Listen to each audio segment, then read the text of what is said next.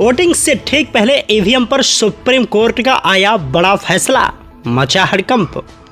दरअसल आपको बता दें, केरल में इलेक्ट्रॉनिक वोटिंग मशीनों में गड़बड़ी और दूसरों का वोट भी भाजपा को ट्रांसफर होने के आरोपों पर सुप्रीम कोर्ट ने चुनाव आयोग को नोटिस भेजा है। शीर्ष अदालत ने आयोग से कहा है कि वह इन शिकायतों पर संज्ञान लें।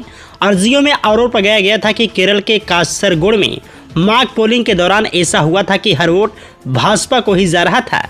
इस केस की सुनवाई के दौरान जस्टिस दीपांकर दत्ता और जस्टिस संजीव खन्ना ने आयोग के वकील से कहा है कि वह इस पर संज्ञान लें। दरअसल वीवीपैट को लेकर दाखिल अर्जी पर बेंच ने कहा, केरल के कासरगोड में मॉक पोलिंग हुई थी। 4 ईवीएम और वीवीपैट में भाजपा का एक अतिरिक्त वोट मिला था। मनोरमा में यह रिपोर्ट मिली थी। इस पर बेंच ने चुनाव आयोग के वकील महेंद्र सिंह से कहा कि आप इसका संज्ञान लें और एक बार चेक कर लें।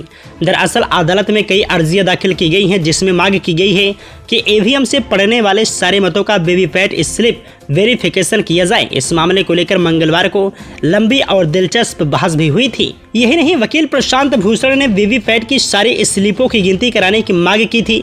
इस पर अदालत ने कहा था कि आखिर भारत जैसे देश में यह कैसे संभव है।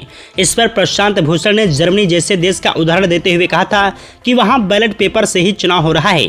इस पर जज ने कहा था कि वहां सिर्फ 6 करोड़ ही नागरिक हैं। इतनी आबादी तो मेरे गृह राज्य की ही है। यही नहीं, ईवीएम की जगह बैलेट पेपर को लेकर बेंच ने यह भी कहा है कि हम उस दौर को भी देख चुके हैं जब बैलेट से चुनाव होता था। उनका कहना था कि मशीन सही रिजल्ट देती है, बशर्ते उसमें कोई मानवीय दखल ना दिया जाए।